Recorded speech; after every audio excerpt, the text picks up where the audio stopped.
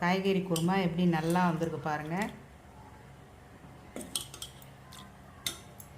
இந்த கிரேவியை இட்லி, தோசை, சப்பாத்தி எல்லாத்துக்குமே side டிஷ்ஷாகவும் use பண்ணிக்கலாம். சாதத்துக்குங்கும் போது கொஞ்சம் புளி ஊற்றி செஞ்சால் இந்த குருமா வந்து ரொம்ப டேஸ்ட்டாக இருக்கும். வாங்க எப்படி செய்யலாம்னு பார்க்கலாம். இப்போ அப்படியே வரிசை எடுங்க. இப்போ வெங்காயம், தக்காளி, கேரட்டு, பீன்ஸு, காலிஃப்ளவரு, உருளைக்கிழங்கெல்லாம் கட் பண்ணி வச்சுருக்கு. பச்சை மிளகாய் கட் பண்ணி வச்சுருக்கு. நம்ம செய்கிறதுக்கு தயாராக எல்லாம் இருக்குது. வாங்க பார்க்கலாம். ஒரு ஸ்பூன் எண்ணெய் ஊற்றிக்கிறோம். கொஞ்சம் சோம்பு போட்டுக்கிறோம். அரை ஸ்பூன் சோம்பு போட்டுக்கிறோம். 2-3 பச்சை மிளகாய் போட்டுக்கிறோம்.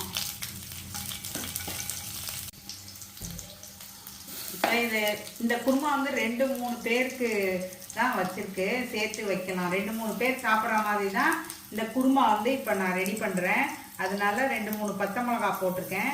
நீங்கள் உங்களுக்கு காரத்துக்கு ஏற்ற மாதிரி நீங்கள் பச்சை மிளகாய் போட்டுக்கலாம். 4 பூண்டு பல்,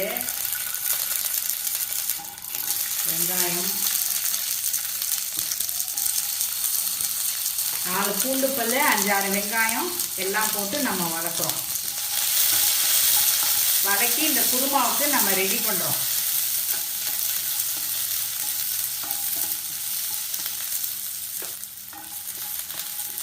நல்லா இந்த வெங்காயம் வதங்கினதுக்கப்புறம் தேங்காய் சேர்த்துக்கலாம். அதோட 2 முந்திரி பருப்பும் சேர்த்துக்கலாம். வெங்காயம் வதங்கிட்டு நல்லா இந்த மாதிரி ப்ரௌன் கலராக வர வரைக்கும் நல்லா வதக்கிடணும். அப்போ தான் குருமா வாசனையாக இருக்கும். வெங்காயம் நல்லா வதங்கினாதான் குருமா வாசனையாக இருக்கும்.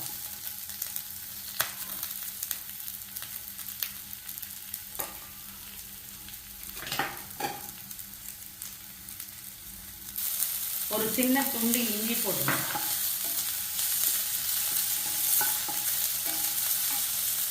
3 முந்திரி பருப்பு,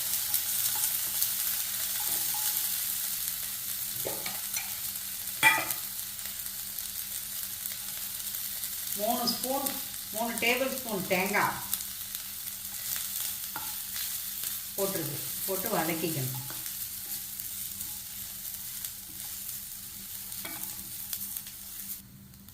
கொஞ்சம் கருவேப்பிலையும் போட்டுக்கலாம்.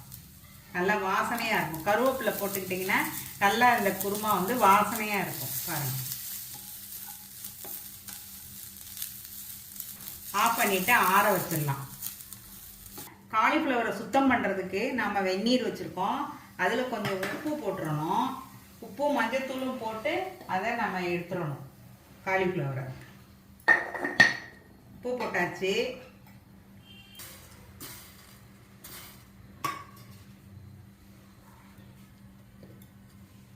கொஞ்சம் மஞ்சத்தூளும் போட்டுறோம். இந்த காலிஃப்ளவரை சுத்தம் பண்ணுறதுக்கு கொஞ்சம் மஞ்சத்தூள், உப்பு எல்லாம் போட்டு இதை நல்லா கொதிக்க வச்சு அதை வடிகட்டி எடுத்து வச்சுக்கணும். அப்புறம் தான் நம்ம இந்த கிரேவி பண்ணணும். இப்போ எல்லாத்தையும் நம்ம மிக்சியில் போட்டோம். இப்போ அரைக்க போகிறோம். அதை குருமாவுக்கு தேவையான தேங்காய், வெங்காயம், சோம்பு எல்லாம் வந்து போட்டாச்சு மிக்சியில். இப்போ அதை நம்ம அரைக்க போகிறோம். குருமாவை தாளிக்க போகிறோம். 2-3 ஸ்பூன் எண்ணெய் ஊற்றிக்கிறோம். கொஞ்சம் சோம்பு போட்டுக்கிறோம். கல்பாசி போட்டுக்கிறோம். கருவேப்பிலை போட்டுக்கிறோம்.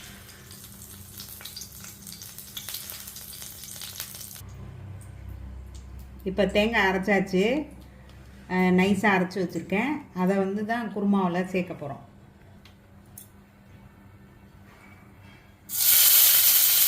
இப்போ வெங்காயத்தை போட்டுக்கிறோம். வெங்காயம் நல்லா வதங்கும். இப்போ தக்காளி போட்டுக்கிறோம்.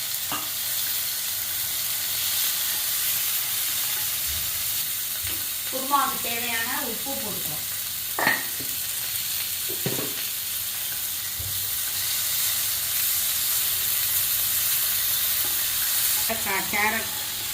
கேரட், பீன்ஸு, காலிஃப்ளவர், உருளைக்கிழங்கு எல்லாத்தையும் போட்டு வதக்கிடும். வதக்கிட்டு நம்ம கொஞ்சம் வெந்ததுக்கு அப்புறமா நம்ம பாத்திரத்தில் மாற்றிக்கிறோம். நல்லா வதக்கி இந்த காய்கறியெல்லாம் வதக்கிட்டு நாம் அதுக்கப்புறம் பாத்திரத்தில் சேர்த்துக்கிறோம். கொஞ்சம் கரம் மசாலா பொடியும் போட்டுக்கிறேன். வீட்டில் அரைச்சது அது கொஞ்சமாக போட்டுக்கிறேன். மஞ்சப்பொடி, கொஞ்சம் மஞ்சப்பொடியும் சேர்த்துக்கிறோம்.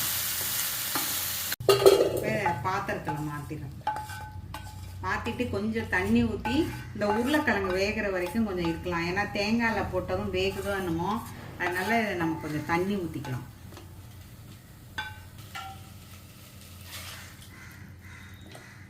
கொஞ்சம் நேரம் மூடி வச்சிடலாம். இதுக்கு ரெஸ்ட்டு கொடுக்கலாம். 2-3 ஸ்பூன் எண்ணெய் ஊற்றிக்கிறோம். இப்போ காலிஃப்ளவர் செய்கிறதுக்கு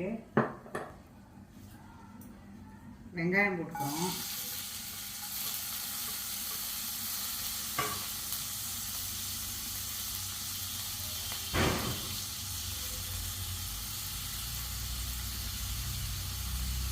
கரம் மசாலா பொடி போட்டு வதக்கிடும்.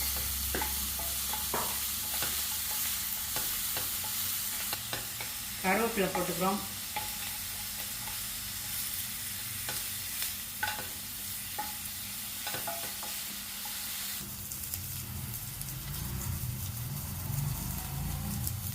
ஒரு ஸ்பூன் இஞ்சி பூண்டு பேஸ்ட் போட்டுக்கிறோம்.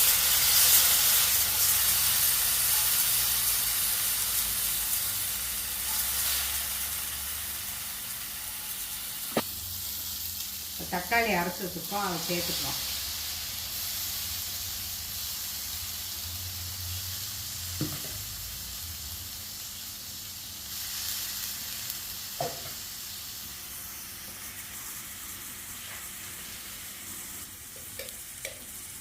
அரை ஸ்பூன் மிளகாத்தூள், அரை ஸ்பூன் தனியாத்தூள் எல்லாம் சேர்த்துக்கிறோம். இஞ்சி பூண்டு பேஸ்ட்டு சேர்த்து நல்லா வதக்கி வேணும்னா ஊற்றிக்கலாம். இப்போ இந்த பச்சை வாசனை போகிற வரைக்கும் வதக்கிட்டு நம்ம காலிஃப்ளவரை இதோடு சேர்த்துக்கலாம்.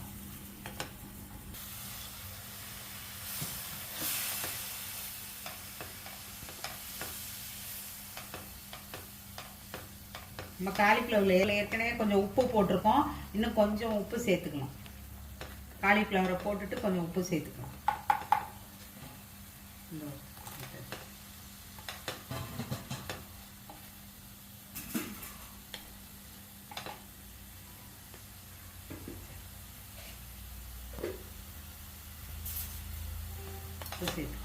சேர்த்து வதக்கிடணும். இப்போ உருளைக்கிழங்கு வெந்துடுச்சு. நம்ம இந்த தேங்காய் அரைச்சி வச்சுருக்க தேங்காவை இதோட சேர்த்துக்கணும். சேர்த்து தண்ணி சேர்த்துக்க போகிறோம். கொஞ்சம் உப்பு செக் பண்ணிவிட்டு உப்பு போட்டிருக்கேன். இப்போ போட்டுக்கலாம். இப்போ இது குருமா நல்லா கொதிக்கணும். நல்லா இந்த குருமா வாசனை வர வரைக்கும் கொதிக்கணும்.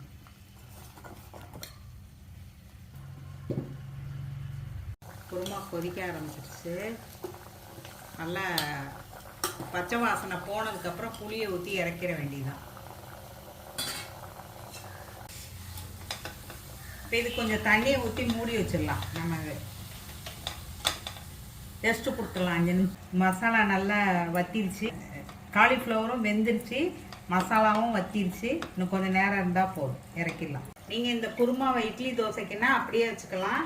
சாதத்தில் ஊற்றி சாப்பிட்றதுன்னா கொஞ்சம் புளி, கைப்புளி, அதாவது அரைநெல்லிக்காய் சைஸ் புளி போட்டால் போதும். கொட்டப்பா கலவு புளி ஊற்றுனா போதும்.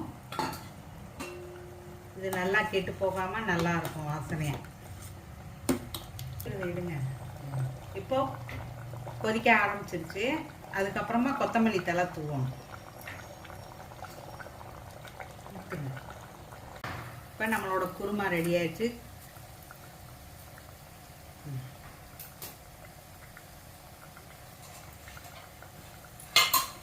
ஆஃப் பண்ணியாச்சு. இப்போ நம்மளோட காலிஃப்ளவர் ரெடி ஆயிடுச்சு. பாருங்கள் எப்படி ரெடியாக இருக்குன்னு. சூப்பராக ரெடி ஆகிருப்பாரு.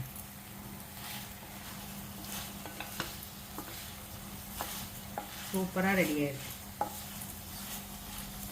காலிஃப்ளவர் தொக்கு, மசாலா கறி எது வேணால் நீங்கள் சொல்லிக்கலாம். கிரேவி கிடையாது, ஆனால் இது தொக்கு. நம்மளோட காய்கறி குருமாவும் காலிஃப்ளவர் மசாலாவும் ரெடி ஆயிடுச்சு. ஸ்ரீலக்ஷ்மி சேனல் லைக் பண்ணுங்கள், ஷேர் பண்ணுங்கள், சப்ஸ்கிரைப் பண்ணுங்கள்.